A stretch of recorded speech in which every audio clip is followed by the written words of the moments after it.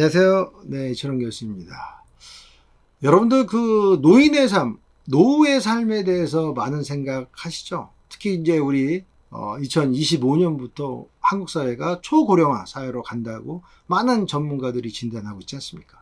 그래서 요즘 많이 나오는 것이 노후 대비, 우리 초고령화 사회에 우리 베이비 부모들 어떻게 살아야 하는가에 대한 이야기가 언론을 통해서 심심치 않게 나오고 있다고 생각이 듭니다. 오늘 여러분들 제가 읽었던 책에서 몇 가지 말씀드리는데요.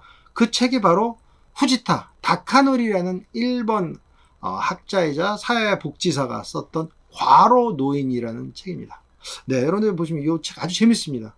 뭐 읽기도 쉽고요. 근데 과로 노인이라는 이 그 개념을 처음으로 이렇게 개념화 시켰다라는 측면에서 중요한데요. 이 다카노리라는 그 분은요, 사회복지사였고 또 이분이 그 개념화 시킨 것 중에 하나가 하류 노인이라는 개념도 개념화 시켰어요. 그래서 이분의 전작이 뭐냐면 2020 하류 노인이 온다라는 책이고요. 이 책은 주로 노인의 빈곤에 대한 이야기들을 주로 많이 하고 있습니다.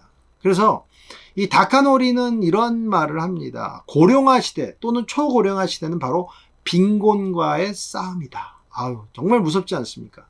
우리 초고령화 사회가 지금 뭐 2년도 안 남았는데 우리 이제 노년층, 그 다음에 이제 예비 노년층들이 빈곤과 싸워야 된다는 것. 이건 비단 일본의 얘기가 아니라 바로 초고령화 사회를 목전에 두고 있는 우리의 이야기일 수도 있다는 것이죠. 그래서 오늘 그런 말씀을 가지고 왔습니다. 네, 고령화 사회에서는요, 가장 중요한 것은 결국 사회 정책이죠. 사회 정책이 없다 그러면 그 고령층들이 삶을 영위하는데 여러 가지 어려움이 있을 수 있죠. 뭐 모든 사람이 다 연금을 다 잘 들었을 수는 없기 때문에 그렇죠. 하루 노인이라는 것은 이 다카노리의 말에 의하면 세 가지가 없다고 합니다. 그 첫 번째는 뭐냐면 수입이 없다. 예. 두 번째는 모아놓은 돈이 없다. 세 번째는 사회 안정망 밖에 있다는 것이죠. 그래서 여러분들 재밌게요. 1번 연금 수령자 평균액이 얼마 정도 될 거로 생각하십니까? 6만 원에서 7만 원 정도 된다고 합니다. 우리나라 돈은 한 60만 원에서 70만 원 정도가 1번 연금 수령자의 평균액이고, 이 정도 받는 사람들이 1번 약 460만 명 정도 있다고 이 다카노리가 이야기를 하고 있습니다. 그러다 보니까 이 60만 원 정도 되는 돈으로 한 사람이 동경에서 살기가 쉽지가 않습니다. 그렇다면 이 동경과 오사카 같은 대도시에 사는 노인들은 결국 답이 뭐죠? 또 다른 형태의 노동에 노출될 수밖에 없다는 것이죠. 근데 그냥 노동이 아니고 장시간 노동에 노출돼야 나머지 돈을 벌어와서 자기가 도시 생활자로서 살 수가 있다는 이야기입니다. 엄청난 이야기죠. 이거는 비단 남의 얘기가 아니라 우리도 지금 이렇게 되고 있다는 것이거든요. 그렇다면 왜 노인이 과로하게 되었는지를 좀 분석해 보면요. 그 첫 번째는 연금이 부족하다는 거죠. 말씀드렸듯이 도시 생활자는 기본 경비가 필요하죠. 그렇죠? 뭐 렌트비도 필요할 수 있겠고, 뭐 자가집이 다 있는 사람이 뭐 그렇게 많지 않습니다. 그렇죠? 렌트비, 월세가 필요한 경우도 있겠고, 또 우리 기본 생활비도 있겠고요. 그 다음에 우리 의료 보험비도 들어가야 되겠고, 또 여러 가지 또 교통비도 필요할 수 있고요. 그 다음에 우리 기본 식비, 여가비, 아주 기본적인 경비들이 있는데 그거를 연금으로 충당하기에는 쉽지 않다. 그렇죠. 두 번째는 이 다카노리는 이런 얘기합니다. 부모를 간병해야 되는 경우. 내 나이도 60이 넘었는데 우리 부모님 85세, 87세의 노인 어르신네를 간병해야 되는 경우, 90에 우리 어머니 아버님을 간병해야 되는 경우도 있다는 거예요. 그럼 그 간병비가 너무 많이 든다는 것이죠. 세 번째는요, 자식과 손주를 부양해야 되는 경우도 굉장히 많다는 것이죠. 일본도 그렇고 우리나라도 그렇고요, 칸가루족이라고 있잖아요. 자식이 컸는데도 부모의 품에서 떠나지 못해요. 사회적 독립을 못했기 때문에. 이런 사람들을 껴안고 지내야 되는 노년들도 늘어나고 있어요. 그분들은 자식과 손주까지 부양해야 된다면 어떻게 돼요? 노동을 장시간 할 수밖에 없게 된다는 것이죠. 굉장히 큰 문제를 갖고 있습니다. 이런 부분을 다카노이가 계속적으로 이야기를 하고 있고, 그래서 과로 노인을 예방하기 위한 개인의 준비가 무엇인가?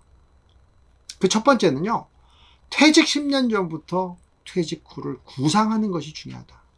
우리가 예를 들어 퇴직이 60 하나다 그러면 한 50 초반부터 퇴직 후에 내가 필요한, 우리 부부가 필요한 그 생활비가 어느 정도 되고 이런 것들에 대해서 미리 좀 생각하고 어떻게 준비할 것인가를 구상하는 것이 필요하다는 것이죠. 물론 어려운 얘기입니다. 우리 사실 굉장히 어려워요. 우리 지금 뭐 기본 경비가 너무 많이 들어가는 삶을 살고 있기 때문에 어렵지만 그래도 생각해야 된다는 거예요. 두 번째는요, 경력을 좀 개척하고 개발해야 된다는 거죠. 그러니까 캐리어 디벨롭먼트를 계속 해나가야 된다는 거예요. 그럼 예를 들어서 자격증, 우리 현직에 있을 때 자격증을 따라하는 것이죠. 현직에 있을 때 무시했던 그 자격증이 언젠간 도움이 될 수도 있는, 그러니까 캐리어 디벨롭먼트를 꾸준히 할 수 있는, 제가 다른 영상에서 얘기했듯이 여가 시간에 인생 이모작을 대비해라는 말씀 드리지 않습니까? 이게 굉장히 중요한 의미를 갖고 있습니다. 우리 초고령화 사회는요. 그리고 지금 우리 영상을 보시는 30대, 40대 우리 청년층들요. 방심하시면 안 됩니다. 지금 아마 준비하시지 않으면 앞으로 우리 국민연금이 굉장히 고갈될 확률이 높고요. 앞으로 보시는 분들이 30년 후에 어떻게 될지를 몰라요. 지금과 같은 이 다카노리가 얘기했던 연금 부족, 부모를 간병할 수도 있고, 그리고 자식 손주를 부양해야 되는 그러한 때에 내가 갈 수도 있다는 얘기예요. 그래서 우리는 30이지만 30년 후를 생각해 놓는 지혜를 갖는 것도 필요하다고 생각이 들고요. 그래서 이 영상을 또 찍게 됐습니다, 제가요. 세 번째는 연금을 확인해야 된다는 거죠.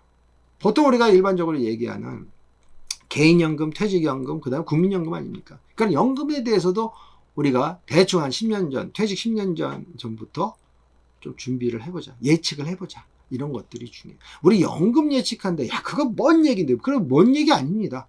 순식간에 퇴직의 시기가 돌아오게 되고요. 특히, 물론 우리가 딱 예측되는 정년이 있는 직업들도 있죠. 교사나 교수나 또는 공무원, 그 다음에 대기업체. 딱 정해져 있지만 그렇지 않은 직업도 많지 않습니까? 미리미리 신경 쓰는 것이 굉장히 중요하다고 생각이 듭니다. 네, 오늘 우리 과로 노인이 온다라는 제목을 갖고요. 이 다카노리의 책에서 제가 너무 이 책을 재밌게 읽었고 또 좀 충격을 받아가지고 이 영상을 준비했는데요. 저는 앞으로 한국 사회가 이 과로 노인을 어떻게 대접해야 되는가, 대비해야 되는가라는 측면에서 당연히 노후 대비를 위한 우리 한국 사회의 정책이 필요하다고 생각이 듭니다. 바로 이거는 우리가 선진 국가를 가기 위한 기본이라고 생각이 들고요. 그 다음에 2025년 이후로 우리 초고령화 사회가 시작되는데 이때를 대비한 한국 사회의 노인들을 위한 복지 정책은 무엇인가, 또는 여가 정책은 무엇인가에 대한 화두를 던지고 이 문제를 해결하려고 노력해야 우리가 진정으로 멋있는 사회, 국가가 되리라고 생각이 듭니다.